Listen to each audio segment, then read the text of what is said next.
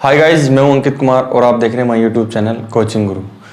दोस्तों, पिछली क्लास हमने एडजेक्टिव को लेके ली थी। उससे पहले हम प्रोनाउन को पढ़ चुके हैं और हम नाउन को भी पढ़ चुके हैं। दोस्तों, आज की जो हमारी क्लास होने वाली है वो हमारे अगले पार्ट्स ऑफ स्पीच वर्ब को लेके होने वाली है। देखिए दोस्तों, वर्ब ऐसा पार्ट्स ऑफ स्पीच है जिसके बिना कोई भी सेंटेंस नहीं बन सकता है। देखिए दोस्तों, किसी भी सेंटेंस को बनाने के लिए मिनिमम से मिनिमम देखिए, एक तो सब्जेक्ट की और एक वर्ब की, मतलब इन दोनों के बिना कोई भी सेंटेंस नहीं बन सकता है। तो इसलिए देखिए दोस्तों, वर्ब एक बहुत ही इंपॉर्टेंट टॉपिक है, इसलिए इसे हम आज यहाँ पढ़ने वाले हैं। और देखिए दोस्तों, यहाँ वर्ब की डेफिनेशन देखेंगे। सबसे पहले देखेंगे कि वर्ब क्या होती है ना, और उसके बाद हम इसके टाइप्स के बारे में बात करेंगे। आज हम बात करने वाले हैं वर्ब की। देखो, वर्ब को हिंदी में हम क्रिया बोलते हैं और ये लैटिन भाषा के एक वर्ड से बना है जिसका नाम है वर्बम। देखिए, लैटिन भाषा के एक वर्ड वर्बम से बना है और वर्बम का कार्य के होने को शो करता है, कार्य के होने को शो करने का काम करता है। तो हम सबसे पहले इसकी डेफिनेशन देखेंगे कि वर्ब क्या होता है। देखिए कि ऐसे शब्द, ऐसे वर्ड्स जो एक्शन या फिर स्टेट, मतलब वर्ब ऐसे शब्द होते हैं, ऐसे वर्ड्स हैं जो क्या करते हैं, या तो एक्शन को या स्टेट को शो करते हैं। क्या करते हैं ये? ऐसे शब्द जो एक्शन या स्टेट को शो करते हैं क्या कहलाते हैं? वर्ब कहलाते हैं। मतलब एक्शन यानी कार्य और स्टेट का मतलब होता है स्थिति या फिर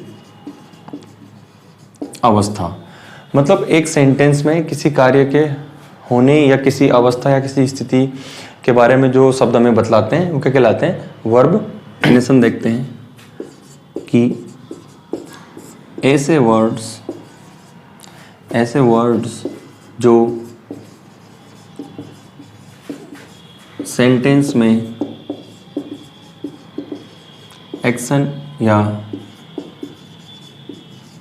एक्शन या स्टेट को शो करे, मतलब ऐसे वर्ड्स जो सेंटेंस में एक्शन या स्टेट को शो करे क्या कहलाते हैं? वर्ब कहलाते हैं। और ये क्या करते हैं? सब्जेक्ट के साथ मिलकर उस सेंटेंस का अर्थ निकालने में सहायता करते हैं। इनके माध्यम से ही सेंटेंस का अर्थ निकलता है। जैसे देखिए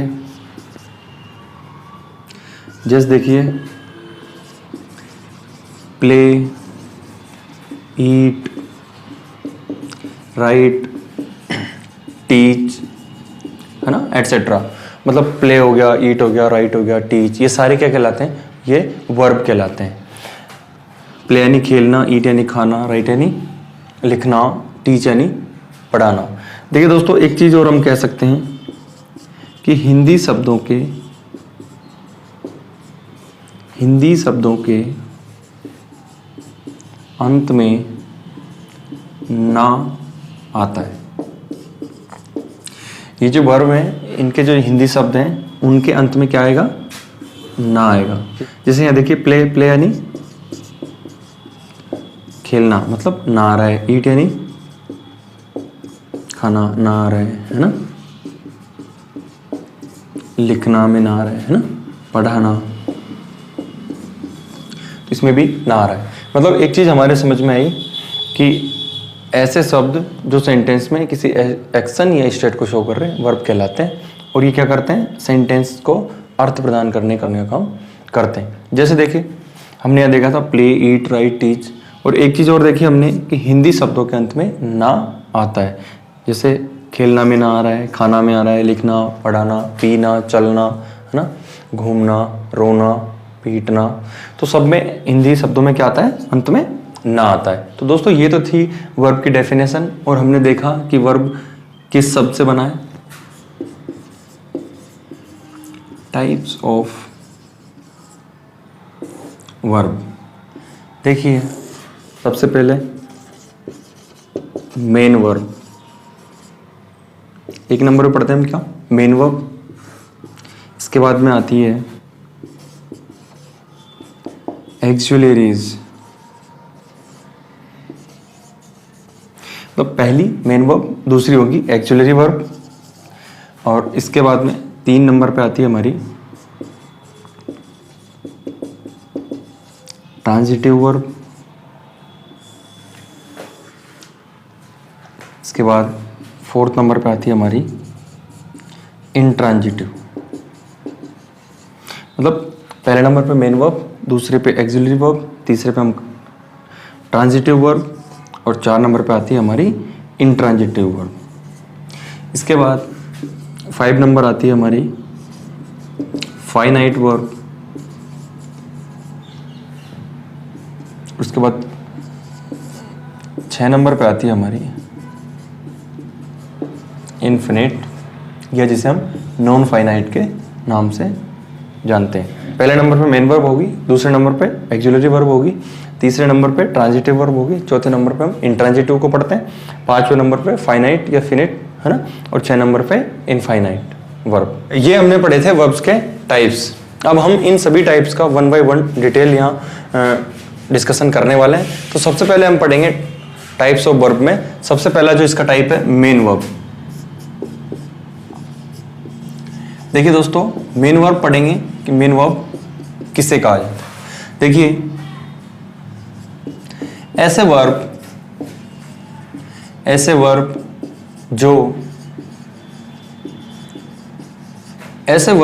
जो सेंटेंस के सब्जेक्ट के साथ मिलकर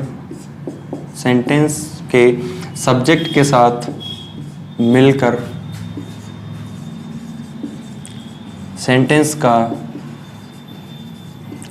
अर्थ स्पष्ट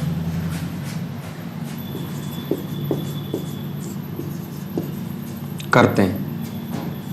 मतलब ऐसे वर्ब जो सेंटेंस के सब्जेक्ट के साथ मिलकर सेंटेंस का अर्थ स्पष्ट करते हैं वो क्या कहलाते हैं? मेन वर्ब कहलाते हैं।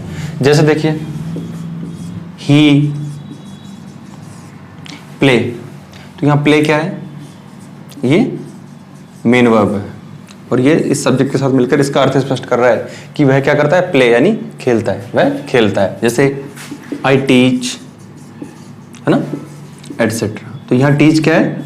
ये मेन वर्ब है ना, और ये आई के साथ मिलकर क्या कर रहा है? इसका अर्थ स्पष्ट कर रहा है सेंटेंस का कि आई टीच, मैं पढ़ाता हूं। अब देखिए दोस्तों, ये जो मेन वर्ब है हमारी, ये 2 टाइप्स के होते हैं। कौन कौन से? रेगुलर वर्ब्स, है ना, और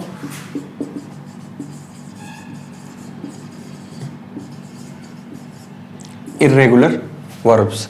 अब इन दोनों में क्या डिफरेंस है देखिए, इसके बारे में पढ़ते हैं कि जिन वर्ब्स या जिन मेन वर्ब्स की सेकंड और थर्ड फॉर्म ईडी लगाकर बनाते हैं, ईडी लगाकर बनाते हैं, वो क्या कहलाती है? बनाते हैं वो रेगुलर वर्ब कहलाती है। मतलब ऐसी मेन वर्ब जिनकी सेकंड फॉर्म और थर्ड फॉर्म ईडी लगाकर बनाई जाती है वो सारी क्या कहलाएंगी? Regular verb कहलाएंगी। जैसे देखिए मैंने कहा कॉल, अब इसकी सेकंड बनाएंगे हम ईडी लगाकर, कॉल्ड, और थर्ड भी ऐसे बनाएंगे ईडी लगाकर, कॉल, कॉल्ड, कॉल्ड। जैसे एक और देखते हैं, रीच, है ना, और ईडी लगाकर बनाएंगे क्या? Reached, reached. तो ये तो क्या कहलाएंगी? Regular verb. मतलब जिन मेन वर्ब्स की सेकंड और थर्ड फॉर्म ईडी लगाकर बनाई जाती है वो तो कहलाती है रेगुलर वर्ब। ऐसी वर्ब जिनकी जो सेकंड और थर्ड फॉर्म है वो ईडी लगाकर नहीं बनाई जाती, इसके अलावा किसी भी तरीके से बनाई जाती है, तो वो क्या कहलाती है? हमारी इर्रेगुलर वर्ब्स कहलाती हैं। जैसे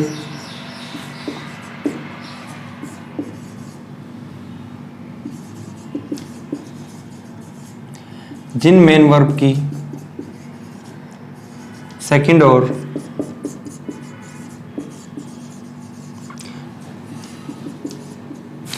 ईडी लगाकर नहीं बनाई जाती, नहीं बनाई जाती, वे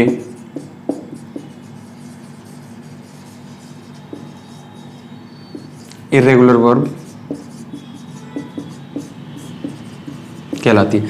मतलब इनकी तीनों फॉर्म एक जैसी भी हो सकती है और तीनों फॉर्म अलग अलग भी हो सकती है, लेकिन सेकंड और थर्ड फॉर्म ईडी लगाकर नहीं बनाई जाएगी। ईडी के अलावा किसी भी तरीके से वो हो सकती है। जैसे देखिए कट, कट, कट, कट की तीनों फॉर्म सेम होती है। जैसे देखिए कट, कट, कट, और एक जैसे देखिए इनकी तीनों फॉर्म डिफरेंट होती है। Speak, spoke, spoken. मतलब या तो चाहे तीनों सेम हो या चाहे तीनों डिफरेंट हो, या फिर सेकंड जैसे स्लीप, स्लेप्ट, स्लेप्ट। मतलब ईडी लगाकर नहीं बनाई जाए। इसके अलावा किसी भी तरीके से अगर मेन वर्ब की तीनों फॉर्म बनाई जा रही है तो वो क्या कहलाएंगी? इर्रेगुलर वर्ब कहलाएंगी। रेगुलर वर्ब सिर्फ वही होती है जिनकी सेकंड और थर्ड फॉर्म ईडी लगाकर बनाई जाती है। दोस्तों ये तो थी हमारी मेन वर्ब। अब इसके बाद हम पढ़ते हैं हमारा वर्ब्स का अगला टाइप, और वो है हमारा एक्सिलरी वर्ब्स। सेकंड नंबर आती है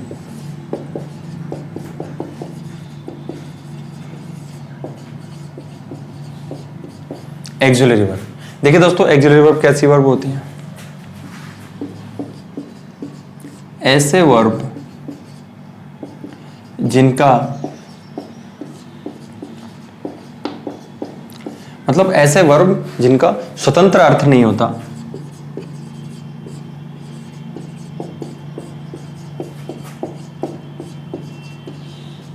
मतलब ऐसे वर्ब जिनका स्वतंत्र अर्थ नहीं होता है और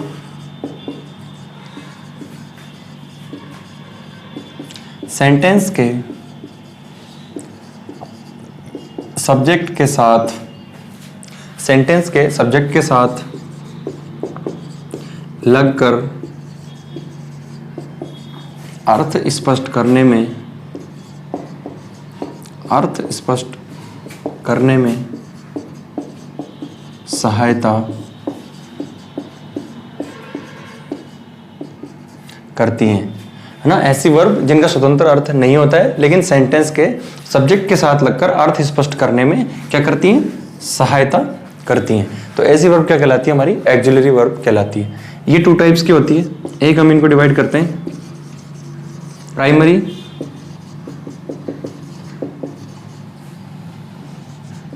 एक्सिलरी, और एक होती है हमारी model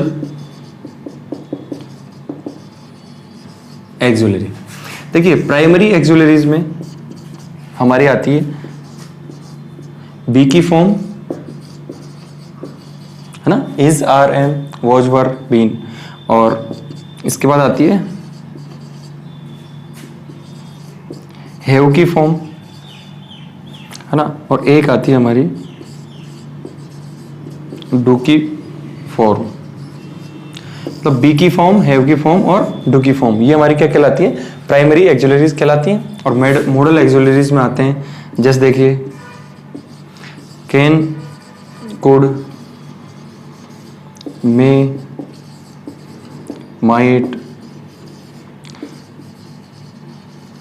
cell, should, will, would, है ना। Can, could, may, might, shall, should, will, would, है ना। Ought to, had to,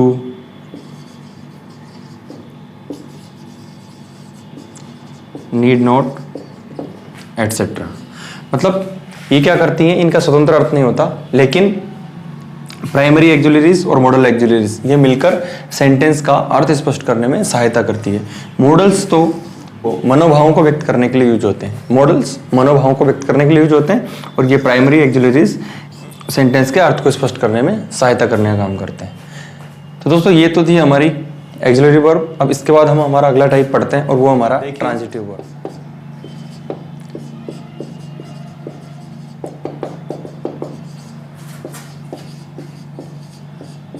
transitive verb, देखिए दोस्तों, ऐसी वर्ब ऐसी वर्ब जिनके बाद ऑब्जेक्ट का यूज होता है, मतलब ऐसी वर्ब जिनके बाद ऑब्जेक्ट का यूज होता है ट्रांजिटिव वर्ब कहलाती है। क्योंकि ऑब्जेक्ट होना इसलिए जरूरी है क्योंकि एक्शन का इफेक्ट ऑब्जेक्ट पे ही डिपेंड होता है। मतलब ऐसी वर्ब जिनके बाद ऑब्जेक्ट का यूज होता है या ऑब्जेक्ट का होना जरूरी होता है, इसमें क्या होता है, एक्शन का जो इफेक्ट है वो सारा का सारा किस पे पड़ेगा, ऑब्जेक्ट पर ही पड़ेगा। तो इसलिए ये ट्रांजिटिव वर्ब कहलाती है। जैसे देखिए, she writes a letter, I teach English. अब देखिए यहाँ ऑब्जेक्ट क्या है, लेटर, और वर्ब आ रही है राइट। अब देखिए लिख तो रहा है लेकिन क्या, ए लेटर। जब हम वर्ब से क्या या किसको प्रश्न करते हैं और यदि उत्तर आता है तो तब हम क्या यूज करते हैं, तो हम उसके बाद ऑब्जेक्ट यूज करते हैं और इसे ही ट्रांजिटिव वर्ब कहा जाता है। जैसे देखिए राइट्स यानी लिखता है, क्या लिखता है, ए लेटर। यहाँ कह रहा है कि इंग्लिश क्या है, यहाँ ऑब्जेक्ट है, और टीच यानी पढ़ाना, मतलब आई टीच इंग्लिश, मैं पढ़ाता हूँ। क्या पढ़ाता हूँ, मतलब इंग्लिश। तो जब हम वर्ब से क्या या किसको क्वेश्चन करते हैं और यदि उसके बाद आंसर आए तो हम इसे क्या मानते हैं, ट्रांजिटिव वर्ब मानते हैं, और इसके बाद में ऑब्जेक्ट का होना जरूरी होता है।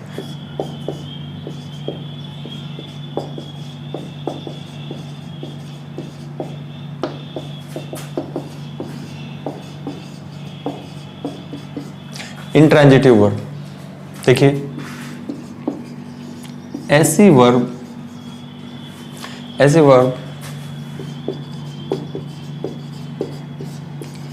जिनके बाद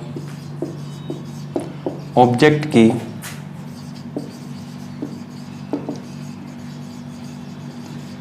रिक्वायरमेंट नहीं होती है, मतलब ऐसी वर्ब जिनके बाद ऑब्जेक्ट की रिक्वायरमेंट नहीं होती है वो क्या कहलाती है, इंट्रांजिटिव वर्ब कहलाती है। जैसे देखिए ही इज स्लीपिंग, है ना, he is sleeping, they are laughing, है ना। तो ऐसी वर्ब्स जिनके बाद में ऑब्जेक्ट की जरूरत नहीं होती है, रिक्वायरमेंट नहीं होती है, वो क्या कहलाती है, ट्रांजिटिव वर्ब कहलाती हैं। 5 नंबर है हमारा फाइनाइट वर्ब। देखिए दोस्तों, ऐसे वर्ब जिन पर सब्जेक्ट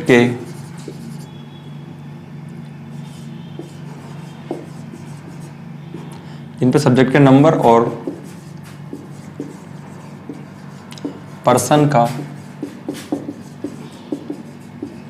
इफेक्ट पड़ता है, मतलब ऐसे वर्ब जिन पर सब्जेक्ट के नंबर और पर्सन का इफेक्ट पड़ता है वो क्या कहलाते हैं, फिनिट वर्ब कहलाते हैं। जैसे देखिए he goes to school daily, और इसी वर्ब को यूज कर सकते हैं हम, देखो I go to school daily, they go to. देखिए दोस्तों, यहाँ गो की फॉर्म लगानी थी, यहाँ भी गो की, लेकिन यहाँ क्या था, सिंगुलर सब्जेक्ट था, इसलिए हमने क्या करा, एस या ईएस के साथ उसको लगाया। लेकिन यहाँ आई होता सिंगुलर है लेकिन वर्ब हमेशा प्लूरल के लिए था, इसलिए हमने क्या करा, गो की बिना एस या ईएस वाली फॉर्म लगाई। ऐसी वर्ब जिन पर सब्जेक्ट के नंबर और पर्सन का इफेक्ट पड़ता है, मतलब वो सब्जेक्ट के हिसाब से चेंज हो जाती है। अगर सब्जेक्ट सिंगुलर है तो वो अलग आएंगी, सब्जेक्ट प्लूरल है तो अलग आएगी, ना। तो सब्जेक्ट के नंबर और पर्सन से जिस पे इफेक्ट पड़ता है वो क्या कहलाती है, आपकी फिनिट वर्ब कहलाती है। तो इसके बाद आता है हमारा नंबर इन्फिनिट का।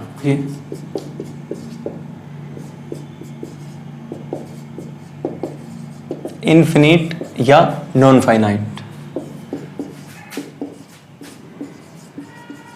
जिन वर्ब पर सब्जेक्ट के नंबर और पर्सन का इफेक्ट नहीं पड़ता है, और वो है टू यूज करते हैं हम, टू प्लस वर्ब, मतलब वर्ब से पहले टू यूज करते हैं, और इसे हम क्या कहते हैं, infinite.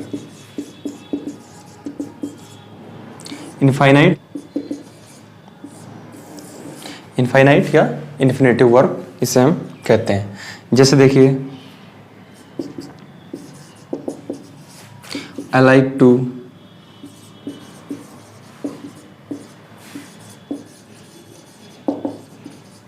speak English and he likes to